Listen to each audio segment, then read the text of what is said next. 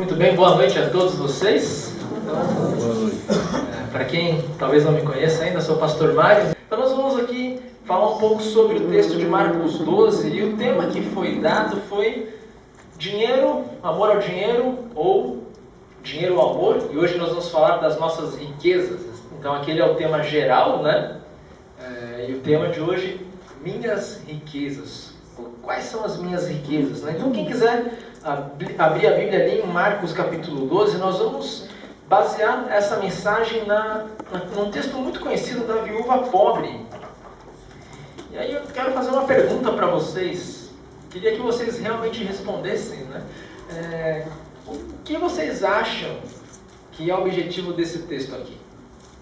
Todo mundo que leu ou frequenta uma igreja certamente já ouviu falar bastante desse texto. Acho que é diferentes perspectivas do que é riqueza.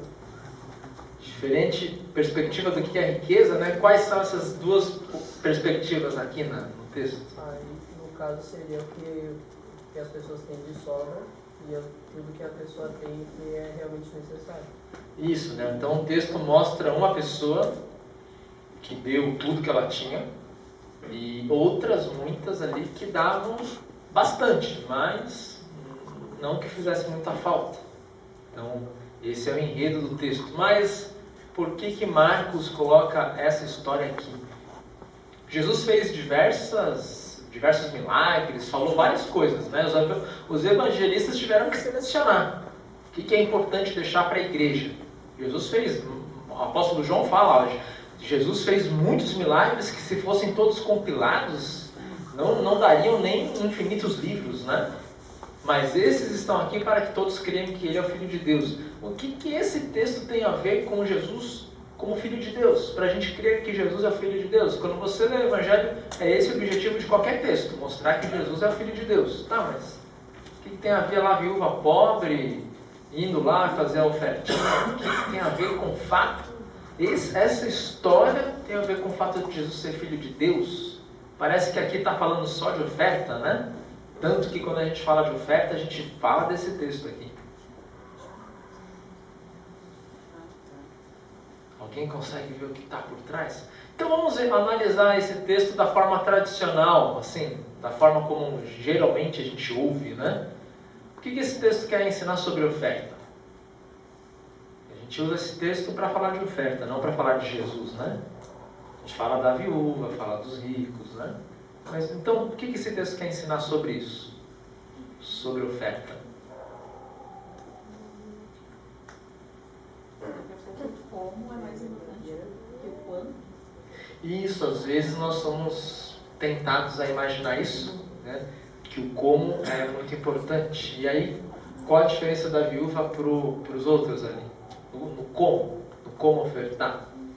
Ela deu tinha, assim, ela deu com muito amor aquilo, tipo a premissa. Isso, ela deu com muito amor. Mas olha só o problema, isso está tudo certo, né? Ela deu com muito amor. Mas o problema é quando a gente toma isso como ponto fundamental de ofertar. Dar com muito amor. E está certo, mas não é o principal. Não é o principal. É, digamos, o secundário. Quando a gente torna o secundário principal, no texto bíblico, a gente começa a ter distorções até na nossa cabeça. Tanto que muita gente fala, não importa o quanto eu dou, importa se é do coração. Entende? Aí de repente eu sou rico e dou 2 moedinhas. Não importa o quanto, importa que eu dei de coração, tem que dar de coração. Não é isso que o texto está dizendo. O texto está dizendo que a mulher deu de coração, que a gente deve dar de coração. Mas essa não é a principal, não é o principal ensino sobre oferta aqui, nem a oferta é o principal ensino desse texto. Então a gente às vezes usa esse texto até de forma pecaminosa para justificar a nossa oferta porca e mal feita na igreja.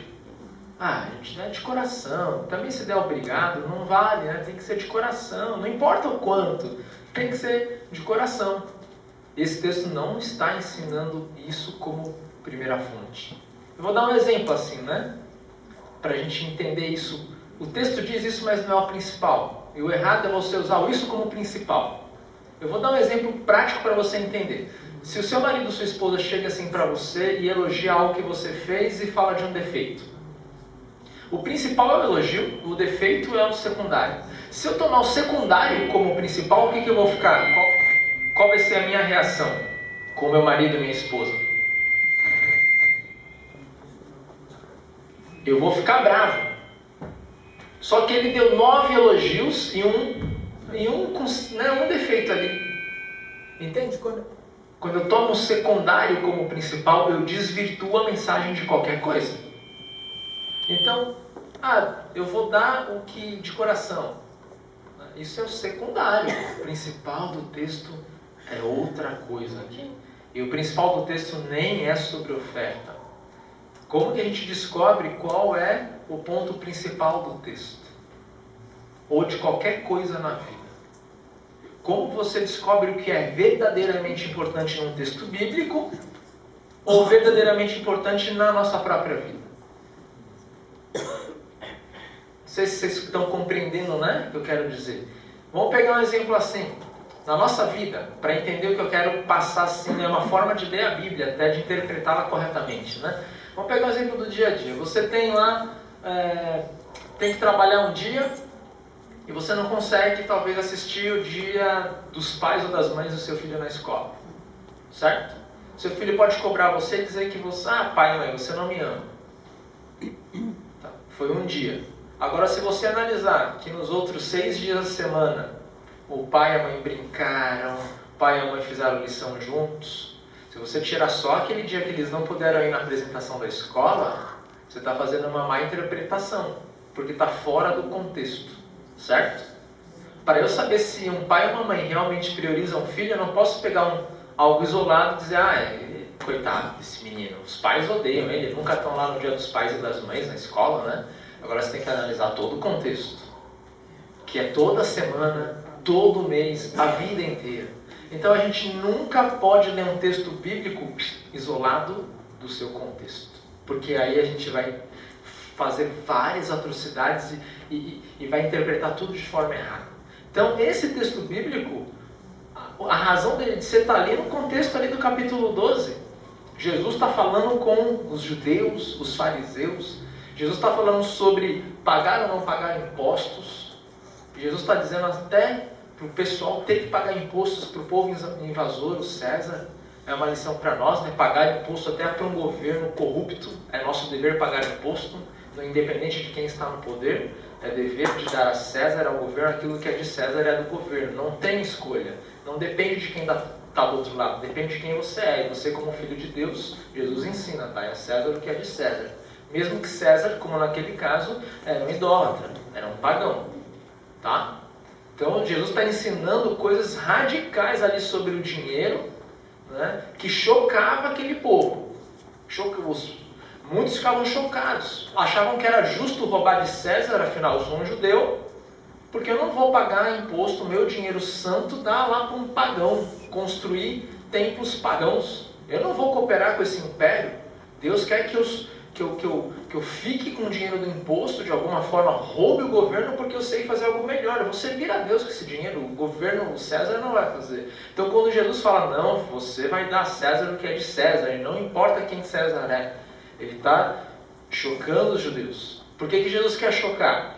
Depois ele fala sobre a sua ressurreição. Ele diz que é necessário que o Filho do Homem seja morto e depois ele ressuscite. Porque os judeus perguntam, como que é isso de ressuscitar? Se uma pessoa casa com uma mulher e o homem morre, ela casa com outro, né? Como que vai ser lá no céu? Como que vai ser na ressurreição? E aí Jesus responde, essa pergunta não tem sentido nenhum, porque lá na Nova Jerusalém não vai ter matrimônio. Não vai ter isso, ela não vai ter os 7 maridos ali, né? Jesus está respondendo também algo que talvez destoasse um pouco do que aquele povo ali pensava. Aí depois Jesus fala que o mandamento mais importante é amar a Deus e amar o próximo. Jesus está falando aqui então de como lidar com o dinheiro, de como lidar com a doutrina da ressurreição, de como lidar com os mandamentos. E o fundamento do mandamento é o amor ao próximo, ou seja, o fundamento da minha oferta é o amor ao próximo. O fundamento do meu imposto é o amor ao próximo, porque mesmo o governo sendo corrupto, quando eu faço meu imposto, o pouco que sobra ainda vai para os hospitais, ainda vai para as escolas públicas, e se eu não pagar imposto, né, o governo não vai ter o que roubar, mas também não vai sobrar para ir para esses locais. Então eu realmente tenho que amar o meu próximo até pagando imposto que eu sei que não vai chegar todo na população. Então, por amor ao meu próximo, como a mim mesmo, eu continuo cooperando com o sistema governamental tributário de um governo. Se eu quero mudar algo, é via democracia, é via parlamento, via senado. Então os nossos representantes têm que indicar diminuição ou corte de impostos, mas não é eu simplesmente radicalmente abolindo e fazendo alguma coisa para não pagar o imposto de renda, né? Se eu sou autônomo, não dou recibo. Não, eu tenho que dar recibo. Eu sou cristão. Se eu sou um autônomo e não dou uma nota fiscal, eu estou fazendo o que Jesus disse que não era para fazer. Eu estou roubando de César, porque eu estou tentando pagar menos imposto de renda na minha declaração e estou, além de roubando do governo, além de não deixando um pouquinho que sobra chegar onde tem que chegar na população, então é uma falta de amor ao próximo, eu estou pecando contra o que Jesus diz aqui nesse texto. Então, se alguém ficou chocado com o que eu falei, era esse choque que Jesus fez aos judeus, sabe? Você tem que dar uma nota fiscal ali se você é autônomo, porque você tem que recolher na fonte ali o seu imposto de renda, mesmo que o governo não vá usar da melhor forma como você mesmo usaria. Mas não tem opção. Nós somos cidadãos desse mundo e cidadão do reino do céu, e a gente tem que fazer o certo nos dois. E aí Jesus depois continua falando sobre o Messias, né? O Messias é aquele que não é só um homem. Ele diz que lá no Salmo 110, Davi chama Deus de Senhor. E aí diz ali, o Senhor Deus disse ao meu Senhor, o Pai chama o Filho de Senhor. Jesus está dizendo aqui que o Messias, que é Ele próprio, vai ser o Filho de Deus. E aqui está a chave para o texto bíblico. Se tudo que está nos evangelhos, a função é mostrar que Jesus é Filho de Deus, tudo isso que Jesus está dizendo aqui é para mostrar que Ele é Filho de Deus. Que Ele é o Filho de Deus. E aí depois vem a questão da viúva pobre. E aí Jesus, para dar a introdução desse texto bíblico, ele fala dos próprios fariseus e os mestres da lei. E ele diz ali no versículo 38, né? Cuidado com esses mestres da lei, eles gostam de andar para lá e para cá usando capas compridas e gostam de ser cumprimentados com respeito nas praças. Preferem os lugares de honra nas sinagogas e os melhores lugares nos banquetes. Exploram as viúvas e roubam seus bens, e para disfarçarem fazem orações compridas. Portanto, o castigo que eles vão sofrer será pior ainda. Jesus está, antes de falar da viúva, ele está atacando o que aqui? O orgulho próprio. A vontade de ser reconhecido pelo povo, de ter os melhores lugares. E isso tem lá desde o início ali a pergunta sobre o imposto. Começa ali. Quando eu acho que eu sou melhor que o governo, que eu sei fazer algo melhor com o dinheiro do imposto, né? Começo a dar desculpas. Então Jesus está dizendo, não, na verdade você está se colocando acima de todo um sistema. Então você é muito bom mesmo, então.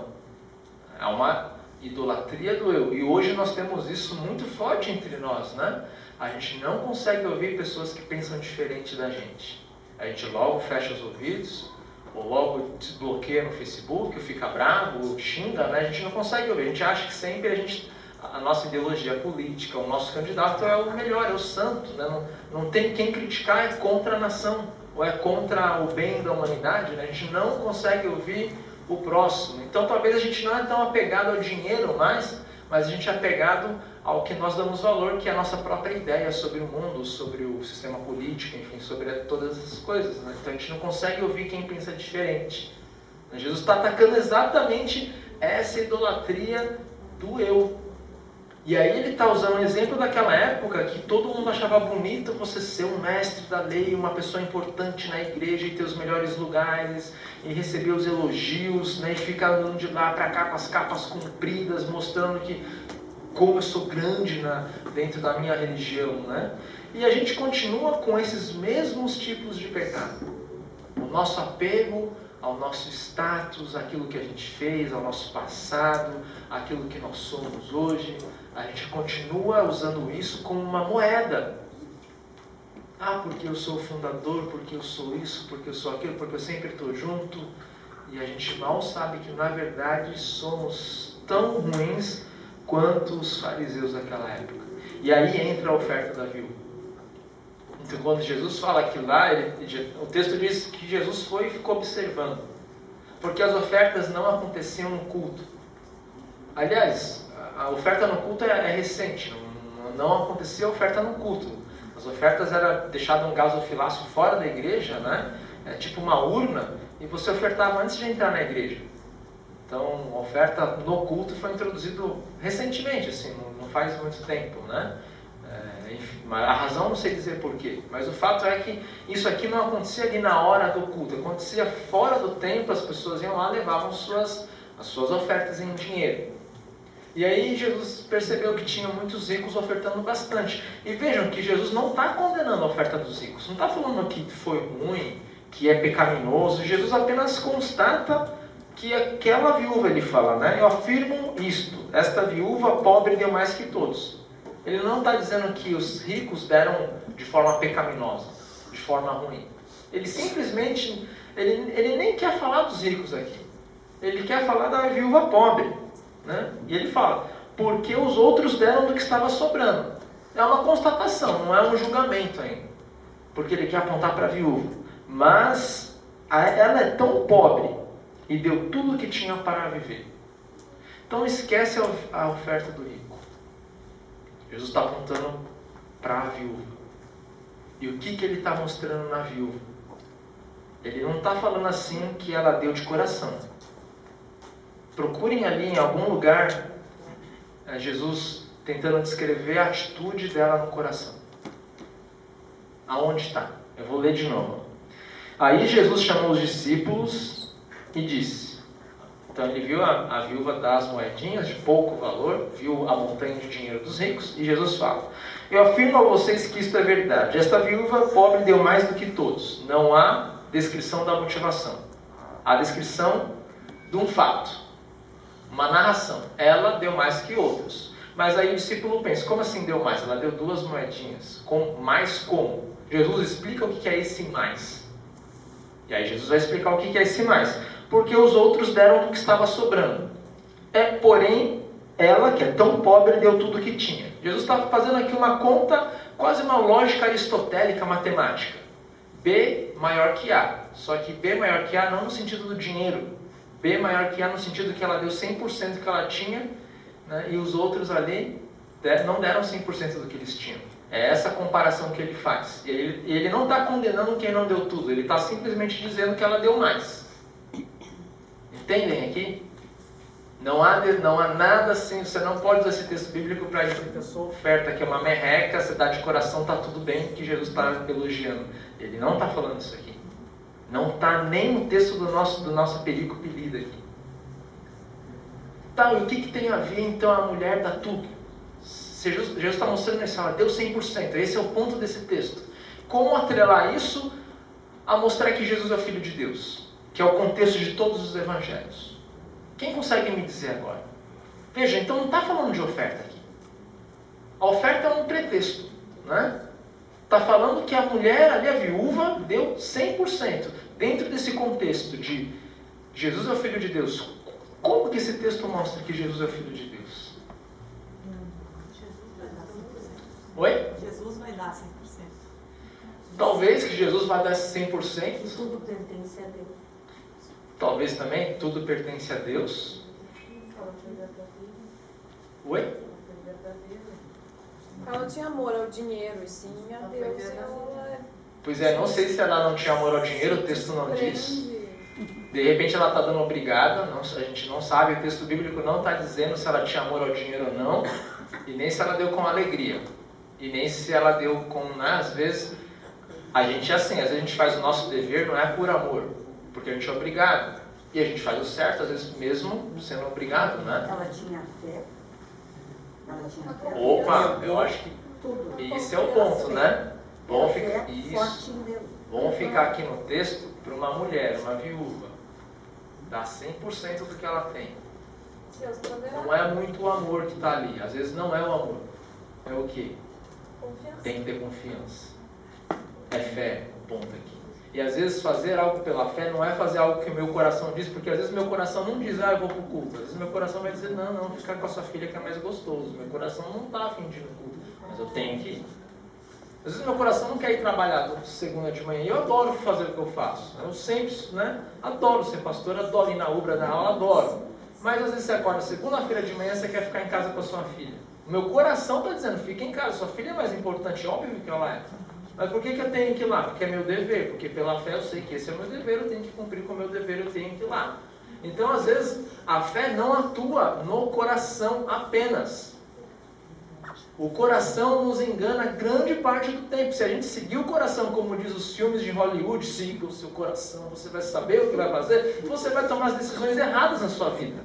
Se você só seguir o seu coração, é o que os fariseus faziam. Olha o texto bíblico, gente. A gente tem que se ater sempre ao texto bíblico para saber o que Deus está falando para mim na Bíblia. Olha lá no versículo 38, quem seguiu o coração. Olha o que Jesus fala.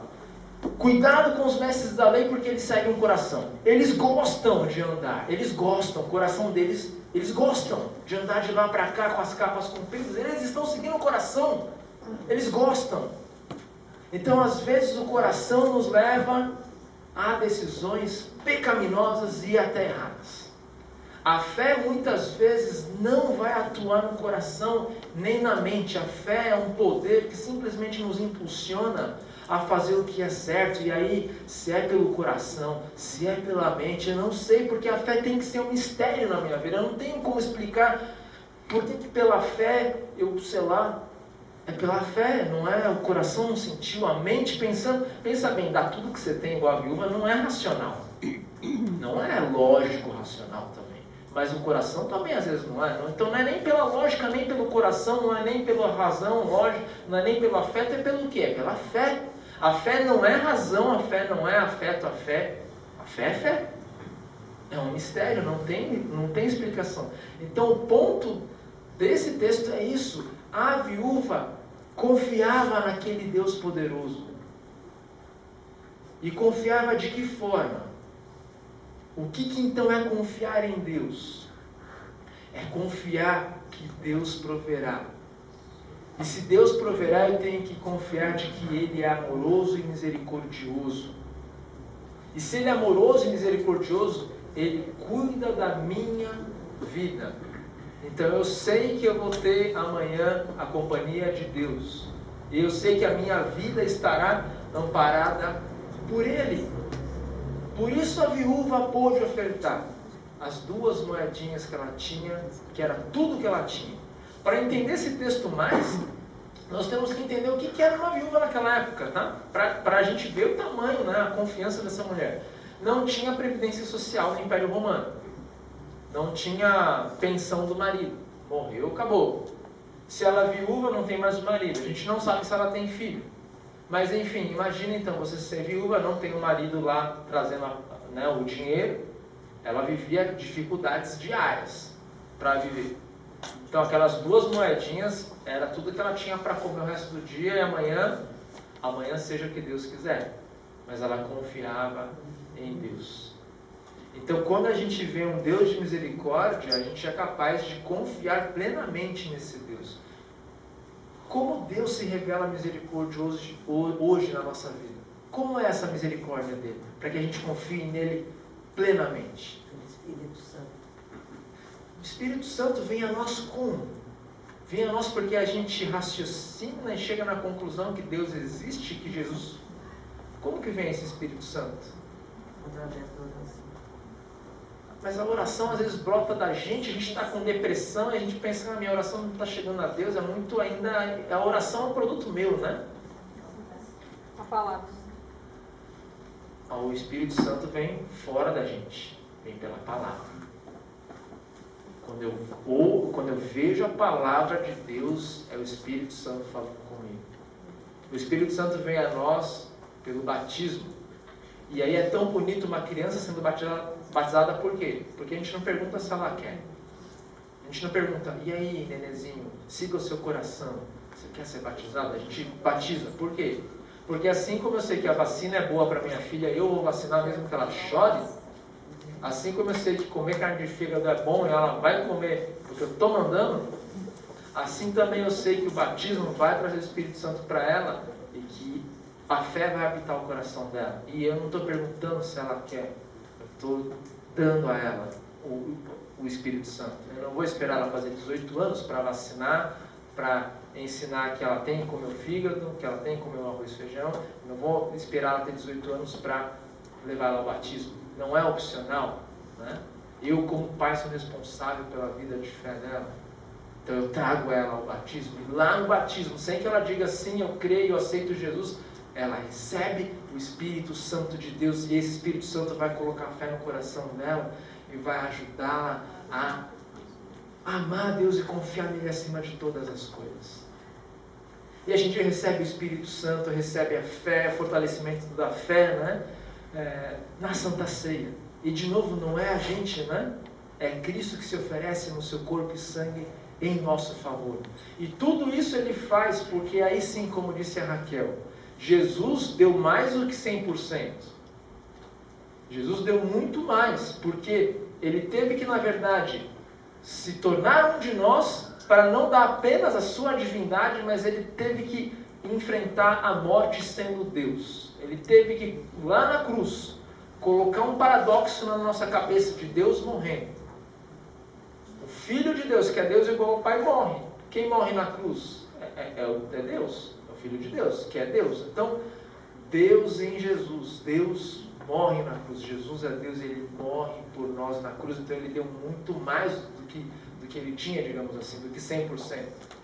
Ele se deu a si mesmo. Ele não deu só 2 moedinhas. Ele dá a si mesmo. Ele dá a sua vida, por quê? Por amor a nós.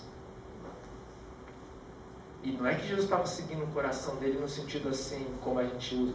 Jesus, ele fala ali, afasta de mim esse cálice, mas era necessário. E ele segue a cruz.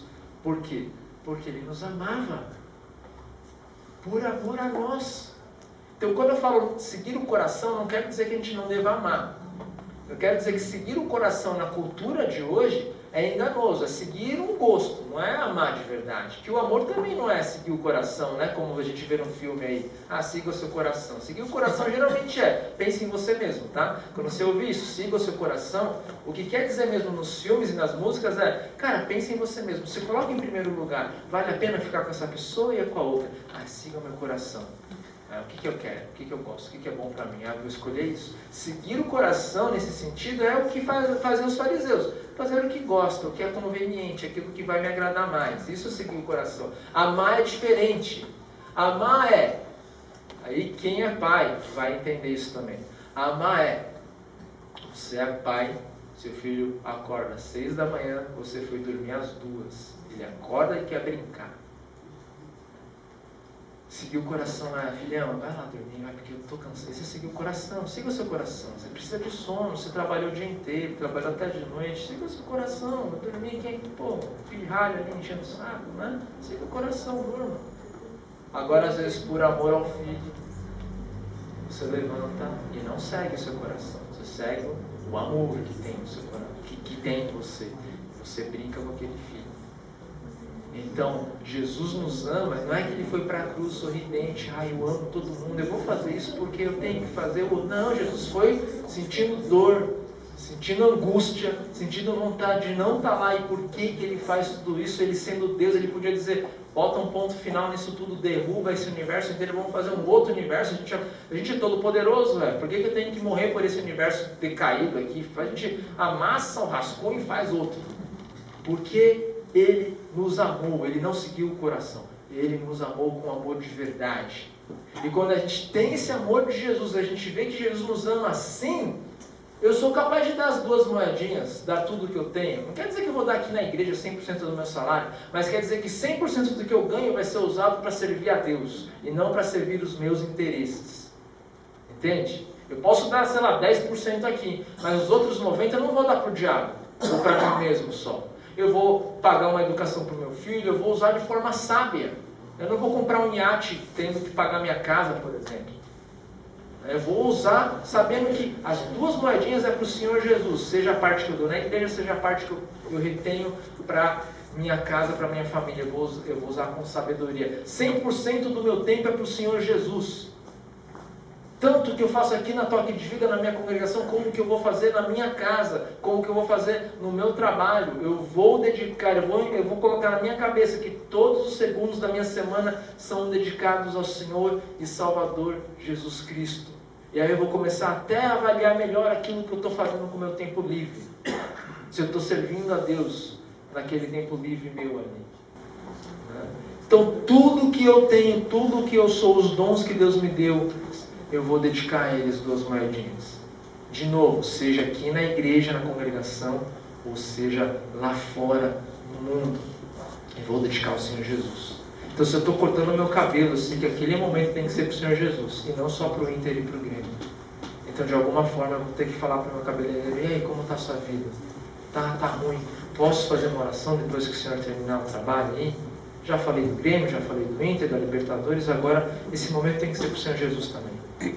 Então eu vou falar um pouco do Senhor Jesus também com o meu cabeleireiro, com o meu motorista, com o gerente do meu banco, da minha conta, né?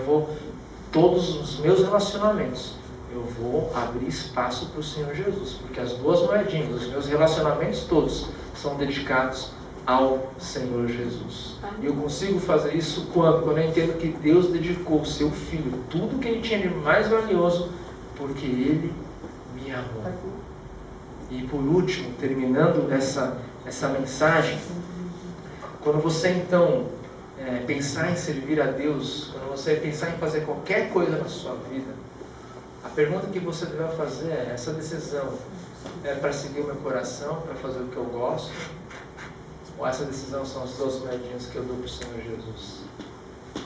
Que bom quando as 2 respostas são sim, né? Que bom quando eu tenho vontade de vir para o culto, meu coração quer e é o certo. Isso é ótimo, né? Mas quem é mais velho aí sabe que a vida, a maioria das vezes, não é assim, né? A vida, a maioria das vezes, é meu coração quer uma coisa e a minha fé, no senso de dever, empurra para o outro lado, né? Quem tem a vida atribulada, quem tem o trabalho, quem tem o filho, quem tem que cuidar da casa, sabe do que eu estou falando, né? Se fosse seguir o coração, a vontade própria, a gente não faria metade do que a gente tem que fazer. Então, quando a gente sentia aquela, puxa vida, mas eu queria tanto essa outra coisa aqui, a gente lembra que alguém morreu por mim na cruz. E que aí eu vou pegar, às vezes, o caminho que eu não quero, mas é o caminho que eu sei que o verdadeiro amor vai se revelar, seja para a esposa, para o filho, para o meu funcionário, para o meu patrão, para o meu cabeleireiro, para o meu motorista de ônibus, para todas as pessoas. Então que Deus nos dê sempre uma fé forte, para que a nossa vida seja sempre as 2 moedinhas, 100% para o Senhor Jesus, porque Ele deu a vida dele em nosso lugar. Então recebam as 2 moedas de Deus, recebam os 4 cravos de Jesus, porque Ele morreu em nosso lugar por amor a nós. Amém.